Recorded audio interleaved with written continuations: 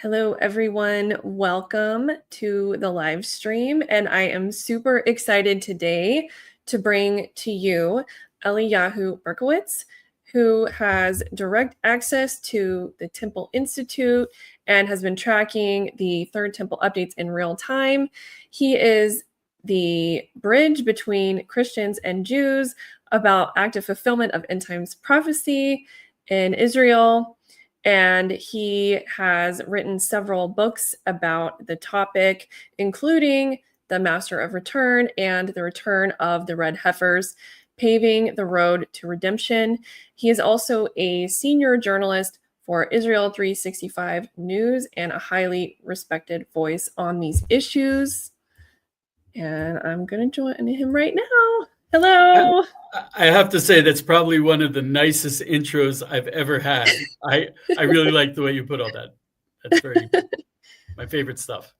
Oh, that's awesome. Well, thank you so much for joining us today. It's amazing to have you here. So we have a lot of questions from people about the end times, what's going on with the heifers. But first, I would love it if you could introduce yourself a little bit and just tell us about yourself and your role with the red heifers and the Third Temple. Okay. I was born and raised in suburban New Jersey, moved to Israel at the age of 30 in 1991. I was totally secular and unconnected and began a slow journey back towards myself when I moved to Israel. And I served in the IDF as a combat medic, mostly in reserve duty. I, about 12 years ago, moved up to the Golan. I couldn't get a job. I was a professional cook most of my life. Couldn't get a job, and Rabbi Tully Weiss hired me to write articles about Geulah, what we call redemption, and to bridge with Christians who love Israel. And I was totally not qualified for any of that. I had no idea what I was doing, but Hashem helped me out, and it turned out to be a growth industry. That's awesome. Cool. Okay, so, and you're involved with the Temple Institute as well, right? Not directly or formally, but what they do is usually something that I write about. So, and I am very connected with Rav Azaria Ariel, who I just spoke to him 20 minutes ago. And he's been running the Red Heifer project since it started. It's got to be 12 or 15 years ago that they've been looking for a red heifer. And Okay. I was incredibly privileged and blessed to be at the airport when they landed in September, October, 3 years ago. And time goes fast. And I've been following up on them. And I was a dairy farmer on kibbutz for 4 years, so I have a close connection with cows. Yeah. Kibbutz Eliyahu. Connecting with cows was an essential part of my return to God. So, yeah. That's so cool. Okay, that's awesome. Okay, so tell us a little bit about like the red heifers fulfillment in prophecy and like in the Bible. Why are they important, and why do you think everyone's like obsessed with them right now? I wish you could tell me why. I'm serious, because the red heifers are one aspect of the temple service. They have nothing to do with non-Jews. The red heifers are explicitly written in the Torah. That was at Numbers 8, I think it is. I'm not very good at the numbers. And it is used to purify. The ashes are mixed with water, and hyssop is used to sprinkle it on Jews, and it purifies them from what we call tumat met, proximity to a dead person, which is the most extreme form of impurity, and it allows us to go up to the Temple Mount to serve God. So non-Jews do not become impure. They do not become ritually impure. So it doesn't really do anything for them. So I'm a little bit confused as to why so many people are into it. To be honest, there are so many other elements required, and we don't have to build the temple. People get very confused about that. We don't have to build the temple, but we are required to begin the temple service, begin the offerings. And the fact that we're not doing that is horrible.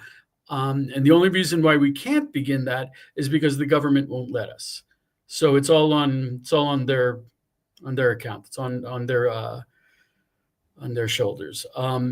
We, even in a state of ritual impurity, we are required to bring the time-bound public offerings, which is the twice daily offerings, the many of the feast offerings, and the Passover offering.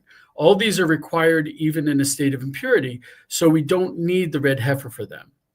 The red heifer would allow us to do the individual offerings, the sin offerings, the stuff like that, and it would allow me to bring another voluntary offering, is offerings brought by non-Jews to Jerusalem, which are given to the Jews who take it up to the Temple Mount and offer it. So any non-Jew who would want to express their love for God through an offering in Jerusalem, we would need the red heifer in order to allow me to bring that offering for them. And that would allow me to take my role as a part of the priestly nation. So that's, I don't understand why people are so excited about it. There are a lot more things to be excited about. The fact that Jews are finally allowed to pray on the Temple Mount. The fact that we're starting to, oh my gosh, the fact that 50,000 people a year are going up to the Temple Mount now. The fact that we actually have all of the temple utensils. We have everything we need. We have the priests who are learning. We have the we don't have the incense. That's a different story. That's my next book. Okay. We have everything we need. We have the clothing. We've rediscovered the crimson wool. We've rediscovered the how do you say tchelet? The blue thread. We've rediscovered all that. A lot of this process has been rediscovering what we already knew, and the red heifer is actually probably the last part of that puzzle. Got it. Okay, so you mentioned that you didn't need the third temple. Can you kind of talk us through like the order of operations? Because I think a lot of people are confused. Well, if you remember, the Jews came back from Babylonia, and we were criticized for not building the temple, though they started the offerings immediately. And that's what we should have done. But we didn't. Everyone's like, oh, the temple. We don't need the temple. What we need is an altar. Jews are only permitted to bring offerings in precisely the spot that was the altar in the temple. In the desert, the tabernacle moved around. It stood in Shiloh for nearly 400 years. But since David consecrated the place, that became the place that was always hinted at in the Torah as the place that God will choose. Beit Bechira. And so once David consecrated it, and the first thing he did was make an altar, we're not allowed to do it anywhere else. So we can only bring offerings on the Temple Mount. Non-Jews can bring offerings to the God of Israel anywhere in the world they want to, except for the Temple Mount. So in theory, we should have started the offerings in 1967. But because the government did what the government did, we can't. And we're not going to start a civil war over this. So. Right. And you're referring to giving control over to the Jordanian Waqf? Okay. Yeah. In the words of Moshe Dayan, when he gave it back, someone was like, why are you doing that? We just, he's like, we don't need another Vatican. He specifically, it was the thing where the early Zionists, secular Zionists, God forbid the Christians, they probably are more behind us doing this than anyone else. The early Zionists did not want a Jewish state. They wanted a secular state. That tide is shifting. And now most Israelis realize, the Arabs are killing us because of the Temple Mount. Because most Jews are like, well, okay, if they're going to kill us for it, that must be important. Let's take a look at this.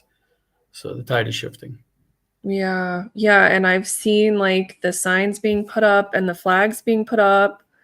My husband and I just went on a road trip to Galil, and we saw like a bunch of Third Temple flags that had been put up. Is that Mhm. like for awareness, or like to get support, or just what do you think they're doing that? I think it's because it's like it's like putting your family pictures on your desk. It's just you love it so much you want to see it. I'm serious, and it was really it's glorious. It's like, you know, unfortunately we live in a physical world, and it's like, God is everywhere, but at the same time we've always faced Jerusalem when we prayed, always. And the reason is because that's where the Shekhinah is. That's where God set up his living room so that we could come and have a meal with him. And that's where we sit down as a family and talk to God. And it's nice to remember that. Um, Yeah, I don't think it has a political agenda at all. It's really not. It's way beyond the political agenda. These are yeah, people who are just overflowing with love for God. right. Interesting. Okay. So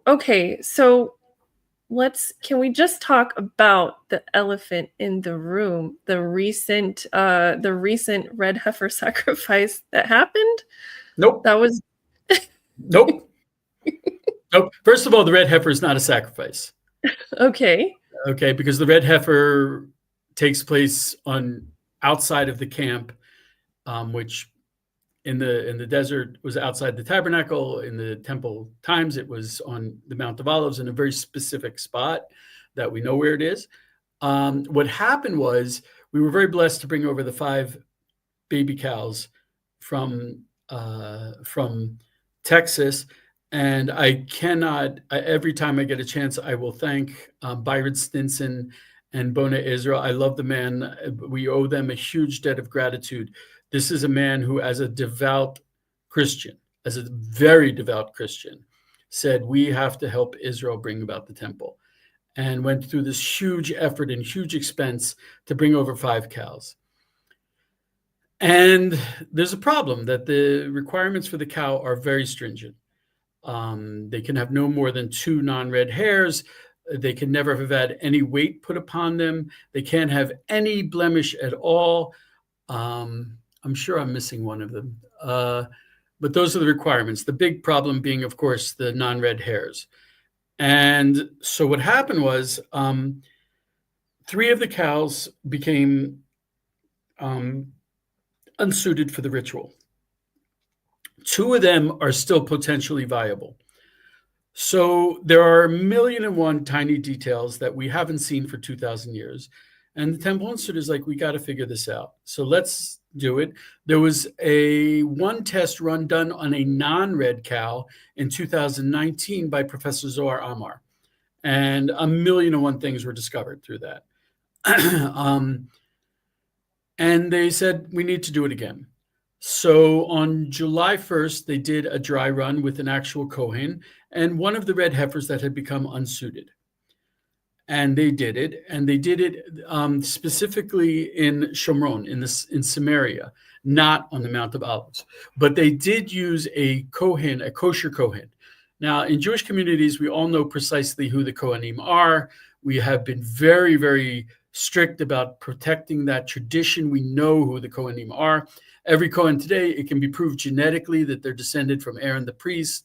It's inscribed on their gravestones.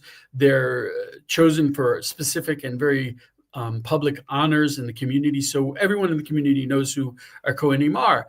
But for the purposes of the red heifer, we needed someone who had been born at home, because there are dead people in hospitals. And also there are dead people that get transported in airplanes. So it had to be a person who never left Israel, and also a person who'd never entered a cemetery. Also, Kohanim are, of course, not permitted to marry converts. So he had to fulfill all these qualifications, and this young man did, and he was trained in this particular mitzvah. So a Kohen wearing the specific clothes actually carried out the ceremony, but it was in Shomron with a unsuited cow. So it was absolutely not for the ritual purposes at all.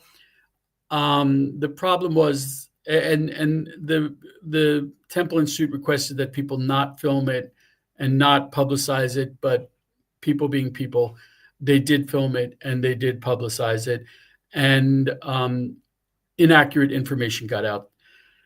And I have to tell you, I love my readers. I love the people I connect with, but some people I love a little bit less. Okay. When I posted, I do not like being a public person. I do this all because I really have no choice, because no one else will, no one else can, whatever. I posted a video stating all the facts. Okay. The cow was not suited. It was done in Shomron. And it's clearly, you can see in the videos, it's not on the Mount of Olives. Mount of Olives is pretty distinctive. And when I said all this, people in any case wrote underneath, oh, he's lying. He's lying. They're hiding it. It's a conspiracy. Right. And there was a young man who apparently had gotten some wrong information, and went online and made a video that millions of people saw, saying precisely that it was a kosher ritual, and that the ashes are ready and that we can start using them, and that the rabbis are hiding it. And that's not true. So there's this, and this happened a year and a half ago, by the way, where there was this rumor going around that we were going to do it on Passover. And I went online, I said, it's not going to happen on Passover. If it does, I'm going to remove my YouTube channel and I'm never going to speak again in public. And I said, and if it doesn't happen, then the people who said it will, well, I want them to go online, and they didn't. So people, for some reason, prefer a lie. Yeah, for sure. Okay, so I saw a post by Byron that said that it was real. So I think a lot of people are confused. So the heifer was unqualified. Correct. Okay. I need to say something. There's not only Byron, but also the Temple Institute came out with a statement saying that all of the cows were disqualified. That statement was inaccurate. In fact, only 3 of them had been disqualified, and 2 were still potentially good. Byron, I cannot tell you how much I love the man. He is a total devout Christian who loves Israel beyond words and has dedicated his life to Israel. That being said, Byron is a huge Christian theologian. I get a lot of inspiration from him, but he's not a Torah scholar. And the Temple Institute has been studying, I mean, we have the Jewish sources, but they've gone even further, studying the text for the last 15 years or so. Rav Azariah Ariel is a huge Bible scholar. And I think that Byron, what he said was not accurate. I love him dear. I know that what he said is not accurate. And that Rabbi Azariah Ariel, I mean, what can we do? On one hand, Byron is a huge power. On the other hand, he has his shortcomings. He doesn't know the halacha, the Jewish law, and he doesn't even know how to relate to it. So we kind of have a problem there. Yeah. So okay, and that's because they didn't do it on the Mount of Olives, correct? And I mean, clearly it was not on the Mount of Olives. It has to be done on the Mount of Olives. A lot of people but it's not written in the Bible. No, but it was done on the Mount of Olives until the destruction of the temple. So you're going to say that they did it wrong for 2000, and we know precisely where the spot is. Of course, we know about it from the Talmud. And a lot of people say, oh, the Talmud's written by men. Yeah, it was written by men who were living in the temple and who saw the red heifer done in front of their eyes. You can't get better than that. And they know all the intricate details. And the Rambam calls it the most enigmatic mitzvah in the entire Torah. Anyone who says they understand the red heifer, well, if so, they're the first person in human history who understands the red heifer. Even the Rambam didn't understand it. So, yeah, what can I say? Okay, so tell us then, Why did they need to do the practice if they had it because there documented? because there are a million and one details, Yeah. stuff you would never think about, and it's a new reality. We also have new challenges that they didn't have in the time of the temple. Every time, except for the first red heifer, which was burned by Moses, every time they prepared a red heifer, and there were only 9 of them until the destruction of the temple, they had the ashes of the previous heifer. So they were already pure. We're in uncharted territory here. Just how do you wield the knife? How is the cow going to lie? It has to be facing the Holy of Holies with its body lying perpendicular to that. How does that work? All of the sacrifices. They should be doing this for the daily offering, by the way. Mhm. Every year they do a reenactment of the Passover offering. And every year they learn something new. Like the first year, oh, it has to be roasted on a pomegranate branch. Well, doesn't it burn? Doesn't the pomegranate branch burn because you're roasting it? So a million and one little details that you learn. And a lot of those details, unfortunately, have been forgotten, and we have to work them out. Crimson wool, we had to refigure it out. The red heifer, it's not just a matter of, oh, slash its throat and throw it on the wood and burn it. It's not that simple. How do you tie it up? Right. Things like that. Okay. And okay, so do they have the ashes that Moses hid, or what's going on with that? No. You see, that's first of all, someone kept the ashes from the practice offering, which is a big problem because let's say it was kosher. It's forbidden to use sanctified things for purposes that they were not intended for. We call it me'ilah.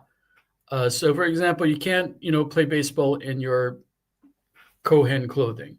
You can't bring an offering for one thing when it's supposed to be for something else. You can't use temple objects for non-temple things. So the ashes were meant to purify. So either the cow was not kosher and they can do whatever they want with the ashes, or the cow was kosher and it's not nice and it's very disrespectful, but you can use the ashes for other stuff. That being said, you asked an interesting question. Do we know where the previous ashes were? Well, no. But that being said, we know that there were stashes of ashes all over the country. Pardon me. If a person became ritually impure for some reason, he didn't necessarily have to go all the way to Jerusalem to be purified. The local Kohen would have a stash of ashes and sprinkle him. It didn't have to be done in the temple. It wasn't done in the temple because you couldn't go into the temple until you were purified. It had to be done before you went into the temple. So it was even better if it was done somewhere else. There are rumors that there is a stash of ashes in Qumran by the Dead Sea. I think it's very credible. There's good reason to believe that's accurate. There are probably ashes all over the country. There were Levitical cities all around the country. There's a very good chance that there were ashes in those cities. So Interesting. yeah. Do you know, are they trying to find them, or? I know some people trying to find them. Okay. See, that's another problem. There are so many moving pieces here, so many people working on so many different things. If everyone's like, oh, the red heifer, you should read my articles. There's a lot of other stuff happening too. So yeah, people are looking for the ashes, more than one person. There's a very good chance we know where the Ark of the Covenant is. There's, if do you know about the Copper Skull Project? Mm-mm. You have to learn about the copper. Okay. Vendell Jones. Okay. Qumran is an amazing place. There were a lot of temple things there. And the the Dead Sea Scrolls were found in that whole area, and there was one Dead Sea Scroll that was literally made out of copper. It was a roll of copper that was inscribed, and it's now in the museum in Jordan, in Amman, because it was discovered before Israel had the Dead Sea area. And it's inscribed, and it is not like the other Dead Sea Scrolls because it's basically a treasure map and a shopping list of all the temple gold and silver and temple objects that were hidden. That's all it is. Wow. And archaeologists have been struggling with it for a while. And a bunch of years ago, there's an amazing man, dearest friend, Jim Barfield. And he was an arson investigator from Oklahoma. He was an Army helicopter pilot, real interesting dude, not Jewish. And he was friends with Vendel Jones, and he decided, let me take a look at this Copper Scroll project. He was retired, and he said, I have time. He said, I think I figured it out. And after a very long story, he got a metal detector, and Moshe Feiglin, who was a member of the Knesset, said, let's go check this out. And they went into Qumran, and all 10 places that he said were hiding gold and silver, he got hits, heavy hits on the metal detector. But he can't dig there because it's so you have stuff like that. Literally billions of dollars of temple gold and silver.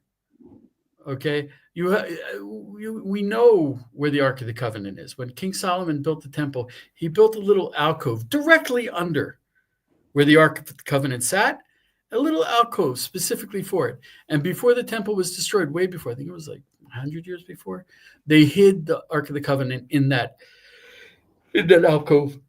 We can't go anywhere near that. The Waqif, the Palestinians won't let us. There's so much stuff going on. We have all of the utensils. Every feast, there is a ritual, a reenactment of the temple service. All these things are happening. Even more amazing things. I mean, I spoke to a person who had a sardonyx, a stone from the priest's best breastplate that they had handed down in their family from the Crusades. Wow. Yeah, it's like people are like, oh, the red heifer. And I'm like, that's what you want to make a big deal about? Yeah, sure, okay. There's so much happening, so much, it's insane, and it's happening faster and faster. Yeah, definitely. And I've been to the Temple Institute recently and seen all the things they have that are like ready to go. Did they have, they call it Yam Shel Shlomo, the big water thing with the spigots? They had that? Because they just made that. That's pretty new. And that's pretty amazing. There's this holy, and there's even a guy, God bless him. He lives near a quarry. So every once in a while, he'll go out and get a rock, and he'll say, in the name of building the temple, may God bless it. And he carves a stone. So there's a guy carving stones for the third temple. You know, yeah. God bless him. Yeah, I saw a video of he made the cornerstone already. Are you talking about that guy? Yeah, that guy. Okay. He made the cornerstone was not small. It was pretty big. So yeah, stuff like that is happening, and people aren't taking. I have a very dear friend. His name is Josh Wander. I stare at everything from far away. Josh Wander, my very dear friend, he lives on the Mount of Olives, and you can literally see onto the Temple Mount from the balcony of his apartment. Okay, and all these things that I'm talking about and that I write about, he is actually there doing it. He and I have gone to when they were checking out red heifers in the Golan. He would drive up because I live in the Golan, so it's hard for me to get to these things. But he actually goes to these things, and he is like 24/7 working practically to bring the redemption. He's amazing, and these things are happening. He's busy. Yeah, definitely. Wow, that's crazy. Okay. Okay. So we talked about the heifers, we talked about the vessels and all things like that. Okay, and then you mentioned that there's 2 red heifers that are still potential. Correct. Potential. Okay. So are there going to be more sacrifices? I don't know. They didn't tell me about this one before it happened. And I'm a little okay. I don't want to use the word angry, but if I can give a tiny bit of direction that comes from a place of love, the Temple Institute, when they first opened, they were busting open doors that had been nailed shut, of teaching people about the temple, talking about the temple, raising awareness of the temple. It was started by Rabbi Yisrael Ariel. Amazing. But we're really close, and all of this misinformation does a lot of damage, and they're not very good at communicating. They don't talk to me. They refuse to give me interviews, and I write about them, and I'm very positive about them. But they are very protective of all their information, and it's causing damage because there's a lot of people who use that as an opportunity to spread lies. So I don't know. There are a few rabbis at the Temple Institute who are very supportive of what I do. Rabbi Zari Ariel being one, Rabbi Yisrael Ariel being another, Rabbi Markover. And there's a lot of different moving parts, a lot of other organizations. I don't know what's going to happen with the heifers. I don't know when. So I wish I could say, but they're not forthcoming, and I wish they were. Yeah. That's the truth. Sorry. Now, do you know which heifer it was? Was it Segula or was it a different one? Tikva. It was Tikva. Hope. Yeah. Okay. Yeah. All right. Okay. I mean, okay. I'm very confused about them because I'm used to cows with numbers, and these don't have numbers.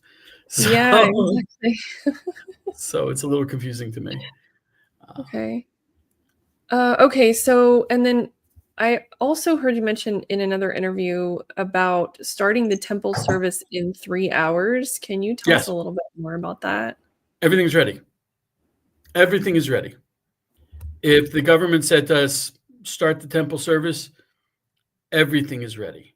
We would get like 10 strong high school boys, give them each a stone, tell them run up to and there's even a prepared altar that's on a frame that can be driven up and lowered with the crane onto the Temple Mount. Everything is ready. The Kohanim, the priests are trained, the priests are ready, the priests have their clothes. Also, in Jewish law, there's a concept called lechatchila and b'diavad. Lechatchila is the ideal way to do something. B'diavad is like, so you don't have the ideal. Can you still do it? Okay, and lechatchila, we can't. Everything is not there. Lechatchila, ideally, we should have a temple. We should have a certain kind of altar. We should have everything in a certain way. But the default, what we're stuck with, we could do it in 3 hours and everything would be kosher. For example, when the Hasmoneans restarted the temple service for Hanukkah, they didn't have a menorah. The menorah had been stolen. So they took some metal spears, stuck them in the stones, and turned them into the menorah. Is it kosher? No, of course not. I mean, is it kosher? Yes. Is it the ideal? No, of course not. So we could start the temple service in 3 hours. And ideally, we should all be pure.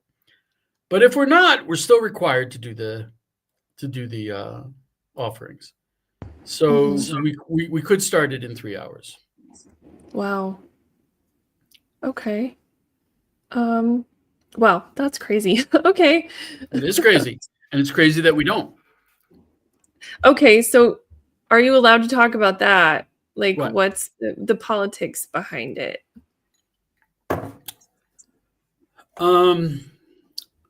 There's politics and there's my opinion.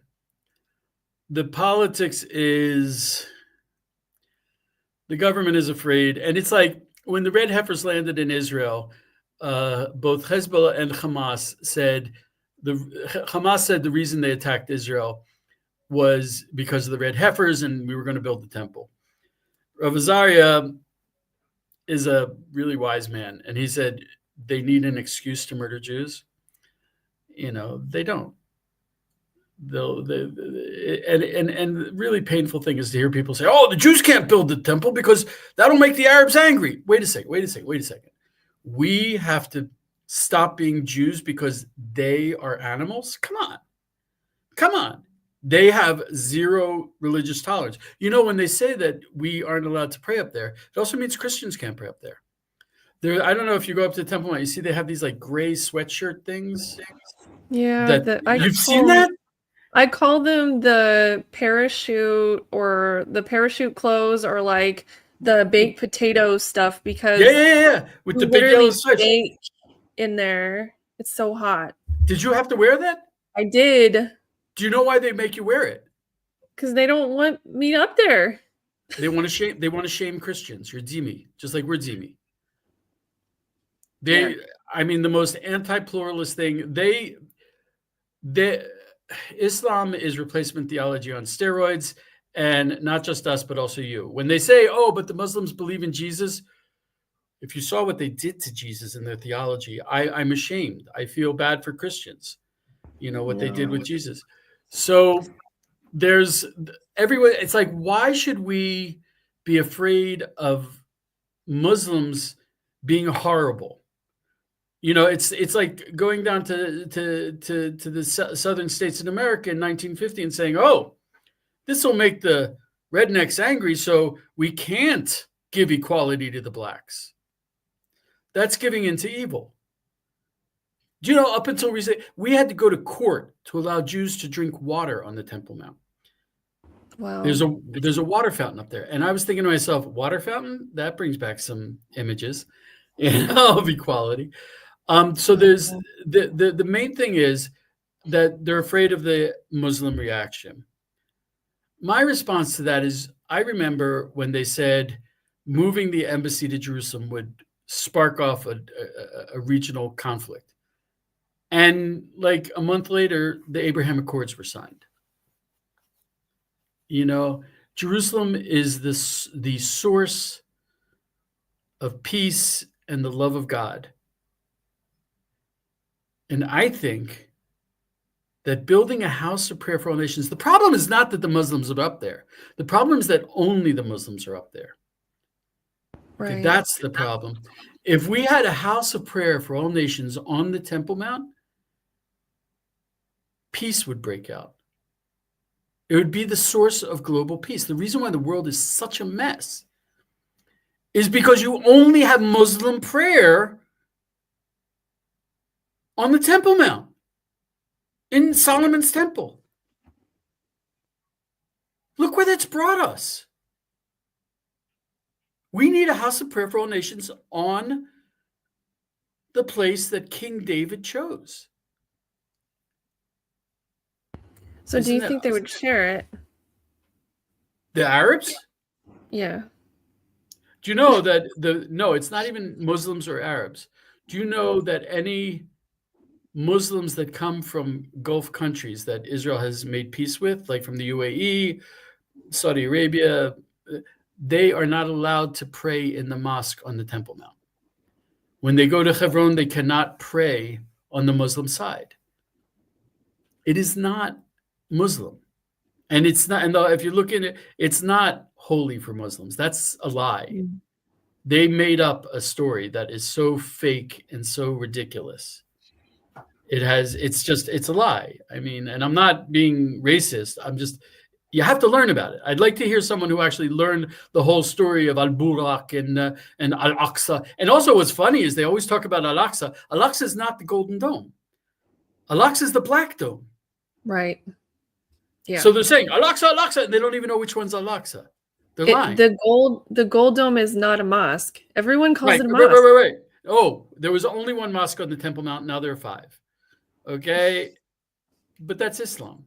So my point is, it's not whether it's shared. I'll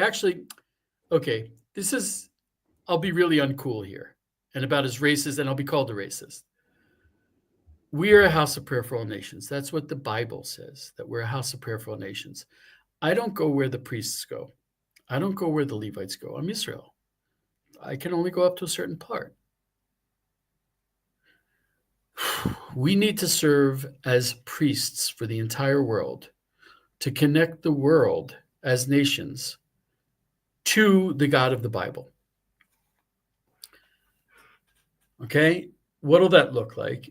The temple's not going to be me going up and being like, I'm a Jew, I'm a Jew, I'm a Jew. What's going to happen is I'm going to go to Jerusalem. I'm going to have my sacrifice, my offering. I'm going to start going up, and then I'm going to hear, yo, Eliyahu! Oh, my dear friend Jim. What's up, Jim? Well, I just had a grandson. God bless you. That's wonderful. And I want to thank, God. I'm like, that's so nice. Can you take this offering up for me? Sure. So now I've got my offering and his offering. Then I'm walking and someone else says, hey, are you a Jew? Yeah, I am. Can you take this offering up? Sure. So by the time I get up to the priest to bring my offering, I'm going to have 50 other offerings for all my non-Jewish friends who want to bring their offerings. Okay. We're not going to exclude Muslims, but we're not going to let them have a monopoly. That goes against everything the Bible said about, this third thing that King Solomon prayed for when he dedicated the temple was, God, listen to the prayers of the foreigners. And he wasn't talking about Jews with American passports. He was talking about you. He's like, God, accept their prayers. Right. That was what the place was intended for. And it's not doing that. And that's why the world is such a mess. Interesting. So I'm a bit of a fanatic. No, you're fine. I totally mom-brained on the question that I was going to ask you next. Okay. No, I hate it when that happens. Want to talk about archaeology? Well, and I was just thinking about the history of the Dome of the Rock, and I had to write one of my thesis papers on that. So I have a question for you. What's it made of? The dome? Yeah. Well, it's a very, very thin, like 2-micron thick layer of gold, but it used to be lead. Okay, you've seen all the tiles around it? Yeah. What's written on them? I know what's written on the inside mosaic, so I'm not sure about the outside, actually. It's all anti-Christian. Yeah, the inside is. And if you take off the tiles, what's under the tiles? I don't know. They did not buy any building material. Interesting. Everything. If you go up, there's the Golden Gate, the Gate of Mercy. You have to go down the stairs, and there's right next to it. Have you ever noticed the blue tarp that's covering these boards? Okay. If you go up to the Temple Mount, the Gate of Mercy, it's like there's steps going down, and there's a little how do you say chatzer? Courtyard.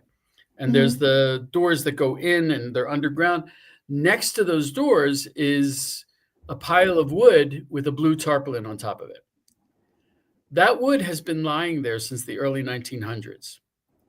In the early 1900s, there was an earthquake, and the Dome of the Rock, the dome collapsed. It collapsed. So they built a new one. What'd they do? They took all the old wood that the old dome had been made out of, and they put it off to the side. So you figure it's been there for 120, 130 years. Okay. Some people managed to, and the Waqf won't let anyone touch it. Some people managed to get some samples of that wood and carbon date it. You want to take a guess? First and Second Temple. Really? The Dome of the Aqsa. It's a known thing. I'm not revealing secrets. The Dome of the Rock was built from the materials of the First and Second Temple. The Dome of the Rock, the Aqsa Mosque, they were built from materials from the First and Second Temple. So it was spolia. It was what? Spolia. What's spolia? Spolia is like where they reuse the material from whatever got destroyed. Ooh, I learned a new word. Okay. Yeah, it's totally spolia. all of it. They did that with the walls, the foundation walls of it as well. They Yeah, took like giant slabs, and yeah, the pillars were spolia as well. The marble pillars, they took those primarily from Byzantine churches. yeah. I mean, a lot of And people then, don't realize when you go up to the Temple Mount, a lot of that stuff is just it's been sitting there, hasn't moved. Um, yeah. and unfortunately, they don't treat it with very much respect. Every time they want to attack the Jews, they're throwing these holy rocks at us, and they'll build obstacles out of the holy rocks, and it's like rips my heart out. You know, what do you do? Yeah. So Oh, yeah, I remember what I was going to ask you. sure. So do you think that the tomb of the prophets giving authority over to Israel is a setting a precedent, possibly? I have no idea what you're talking about. Oh, okay. So let me make. So I heard that the tomb of the prophets What's the tomb of the prophets? gave, not the tomb of the prophets. I'm so sorry. It's in Hebron. Oh, Patriarch. the tomb of the patriarchs. I Yeah. meant patriarchs. I'm sorry. Okay. They gave control to Israel for like a renovation, and it used to Yeah. be controlled by Jordan.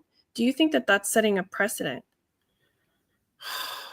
Well, the reason they gave control to Israel is,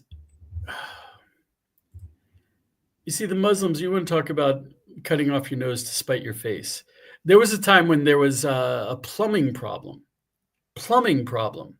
Mm. on the Temple Mount, and it was causing the Temple Mount to be unstable. And the Israel Antiquities Authority went in, and as carefully as they could, they fixed it. And the Waqif was screaming like crazy, and it's like, but we just saved your tail. You know, your structure was going to collapse, but they don't care. There's that wooden ramp that goes up to the Temple Mount. It's the only entrance the Jews can use. There used to be a stone ramp, and it was incredibly unstable and dangerous. So they were going to shore it up and build a new one, and they built this temporary wooden ramp to let Jews go up. And it was only supposed to be temporary because it's wood, and hundreds of thousands of people use it.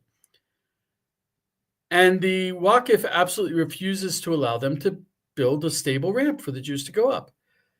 What happened in Hebron is there were problems with wheelchair access. It's as simple as that. I mean, you've seen, to get into the Machpelah, to get into the what do you call what, I don't want to call it a mosque because it's not a mosque. To get into the compound, you need to go up some serious steps. It's like some serious steps. I mean, on some level, the Herod built it to be a stronghold, and so it's not easily accessible. And the Israeli government was like, okay, we have to make a wheelchair access, elevator, ramps, stuff like that. And the Arabs went crazy. So the Israeli government is like, fine, okay. So you don't get to say, we're just going to, this is wheelchair access to one of the major sites in Israel, the second holiest site to the Jews. Well, you know why Israel has more control over the cave of the patriarchs than they do over the Temple Mount? You know that whole story? Oh, it's an amazing story. I love this story. So what happened was, we all know the famous story where Rav Goren in 1967, you see him with the shofar and the little Torah and the two soldiers on either side of him, or the three soldiers, and it's like, yes, we have the Western Wall. So what happened was, on the 6-Day War, they conquered the Temple Mount. They actually came over the top and then went down to the Western Wall. They went over the Temple Mount. And Rav Goren called up Moshe Dayan, and he said, we conquered the Temple Mount. Moshe Dayan says, yes, wonderful. He wasn't really so happy about it. And he said, okay, so let's keep going. Let's go to Hebron. And Moshe Dayan said, well, it's been a busy day. We'll do Hebron tomorrow. So Rav Goren said, okay. So he was a general. So he got his Jeep and his driver, and he drove, and he got to Gush Etzion, pardon me, where the army camp was, and he camped out. And he said, okay, in the morning when the troops wake up, I'll go into Hebron with them. So what happened was in the morning, he woke up before dawn. Everyone was gone. Rav Goren, he was there with his driver all by himself. And he said, they went without me. So he woke up his driver, got in his Jeep, drove to Hebron. And he went into Hebron. But what had happened was the army woke up and was off to the side organizing. They hadn't gone into Hebron. So when Rav Goren went in, he was the only Jew in Hebron. And Jews had run away from Hebron in the 1929 massacres. So he was the only Jew in Hebron and the first Jew in Hebron since 1929. So he went in and he drove straight to the Tomb of the Patriarchs.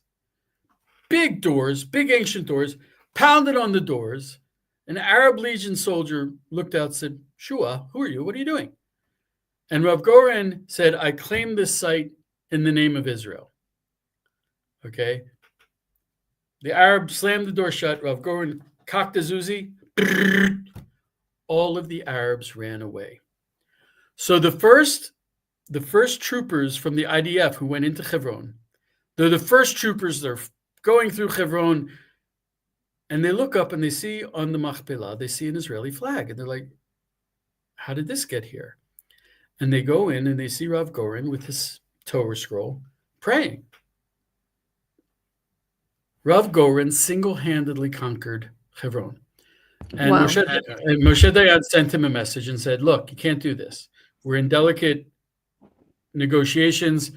Take down the flag. You have to take off your shoes because it's a mosque. It's not a, you have to take off your shoes and take out the Sefer Torah and we'll talk about it. And Rav Goren said, look, you want to take down the flag, get someone else to do it. It's a national thing. I'm not going to stop him, but I'm not going to do it. I'm not going to take off my shoes. This is not a mosque. And this Torah scroll will come out over my dead body. Wow. And the next day, they took down the flag from the Temple Mount and handed it over to the Waqif. The reason why we can't pray on the Temple Mount, but we can pray in the Machpelah, in the Cave of the Patriarchs, is only because of Rav Goren. And he was heavily criticized. But that's why we have control of the Cave of the Patriarchs. And you see, they didn't go to war over it. Mm-hmm. So all these people are like, oh, it'll explode into war. No, the opposite is going to happen, you idiot. If the Jews stood up and said, we're Jews. We are the people of the Bible. The Bible is real. We're proof. We are the living proof that the Bible is real. And we're going to do the Bible. We're going to do us. You know what would happen? Can you imagine it? Can you think about it? It's the most beautiful thing. No one would fight.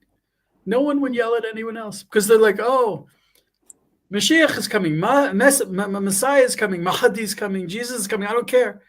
I better be nice to my neighbor or I'm in deep trouble tomorrow. Mm-hmm. It would be a beautiful world. It would not be a war. Keeping only the Muslims keeping only the Palestinians, not even the Muslims, keeping only the Palestinians on the Temple Mount.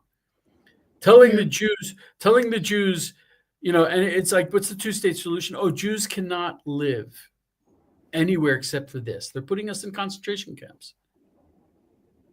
I find it very ironic that they rejected the two-state solution. Yeah, because they don't want two states. I mean, they rejected it in 1948, and the UN, the UN passed it. They rejected it, and then they attacked, and then they're like, "Oh, we want it." They rejected it with the Ehud Barak. They've rejected it, I think, 8 times already. Yeah. They don't want, and this whole thing with it's genocide. First of all, not genocide. Second of all, it's like, it's the first time that all you had to do was release some hostages and put down your guns and the genocide would stop. And the people said, no. It's like, what's that? Why? Yeah. Just give us the hostages, put down your guns, and we have no intention to kill you guys. Right. And we're only interested in Hamas. We're not interested in Palestinians. We have 2 million Palestinians inside Israel. They're doing fine. Yeah. But the thing is, you see, that's the crazy thing. They have eyes and they don't see. They have ears and they don't hear. It's just like, oh gosh. And I mean, if it was really a famine, they wouldn't have to make fake pictures and fake stories. Yeah. I wish people would really do more research on that before they posted Something I don't debate, because it's not a matter of research. It's not a matter of facts. Everyone's got all the data in the world in their pocket, in their cell phone. Confirmation bias. Yes, exactly. Exactly. They prefer the lie. The lie is better for them. Oh, the Jews were never lived in Israel. So that whole story about God telling us that we had to actually follow commandments and not rip limbs off of animals, and that we couldn't sleep with whatever person or whatever we wanted, and we actually had to be decent to each other. Oh, that was all silliness. That's the lie. I can do whatever I want. If I want to be I don't care if I was born a man. I'm a woman. And a baby is not a baby. A baby is just a clump of cells that if I want. It's just, I mean, there's no truth. They want to be God. They want to be God. They want to make the rules. They want to make their own reality. So I can show them pictures of Hamas sitting on trucks full of food, shooting anyone who goes near. I don't debate people because it's not a matter of truth. They don't want to know the truth. It's not a matter of facts. They have the facts. They choose the lie. Okay, so we have to wrap up because I don't want to keep you too long, and we're almost at an hour, but I wanted to know, is there anything else? You mentioned the red heifer is not even that exciting. There's much more exciting things. Sure. Is there anything else we didn't talk about that's more exciting? Oh my gosh. Oh my gosh. I don't know what to tell you. I'll tell you, the most exciting thing to me, and this will sound like I'm just making nice to you. I don't make nice. I'm not a nice person. Okay, I'm really, really not. Believe me.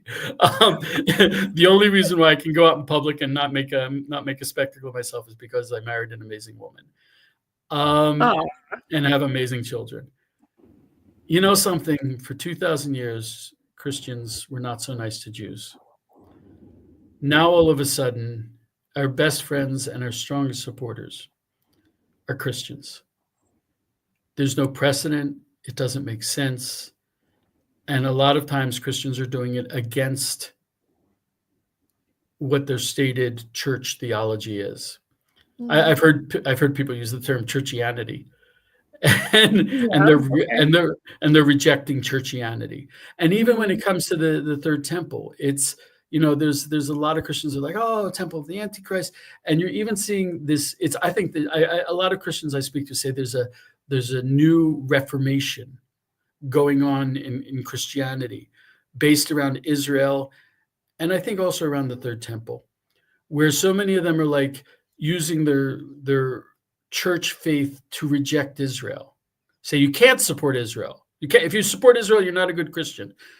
And I know so many sweet Christians who are just like, I just want to love Israel. Just leave me alone. Yeah. And that for me is the most amazing. I mean, the way it's unfolding, the way I've watched it unfold for the last 10, 11, 12 years, Christians coming to Israel in faith and in love. And as a Jew, it's not even hard for me to say. And out of their love for Jesus, they're coming to, I've seen Christians, they donate. There was this project, Dean Bai, donating gold to Israel. And they were donating their wedding rings, their gold wedding rings. And I was watching these videos. I'm going to cry. Wow. I cry at least once every video, every interview. They were saying, I want to dedicate my marriage to the God of Israel. And they took off their wedding ring and gave it.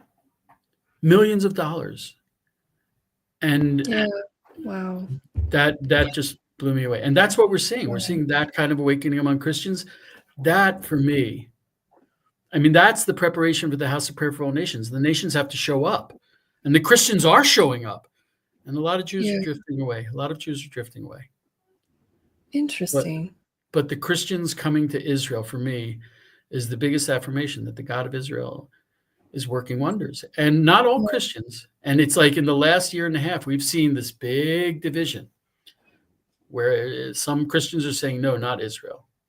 And other Christians are saying, just let me love Israel. And it's beautiful. Wow. Well, Psalm 121 and 122 tells us to pray for the peace of Israel and the peace of Jerusalem. I call it getting 126th, Psalm 126. Then it will be said among the nations, how wonderful it is what God did for you, Israel. So when a Christian walks up to me and says, Israel's great, I'm like, I got 126th. You know? That's cool. Yeah, that's amazing. Okay, well, thank you so much, Eliyahu, for being here with me. Really pleasure. Really, really appreciate all of your time. And if you come up to the Golan, please come and visit. I live in the Golan. I don't get visitors. Oh, Yeah. wow. I would love Yeah. to. Okay. I haven't been up there yet. Are you serious? I've only been to Galil. I haven't actually been like north of that. I'm not so far away. I am Okay. 20 minutes from the Kinneret, like 45 minutes from Tiberia, but Okay. right near, what are the places? Bethsaida, all those other places. Okay. Cool. Okay. A lot of archaeology up here too. Yes, I know. I have been to most of those because we had to for school, but I actually loved every second. It was so fun. So now you have somewhere to visit in the Golan, and I'm not kidding around. Yes. We'll do a barbecue. Oh, lovely. Okay. Well, that sounds great. Okay. Well, thanks again so much for joining us today. We really appreciate your time. Really a pleasure. Really pleasure. Okay. Take care. Bye. How do I get out?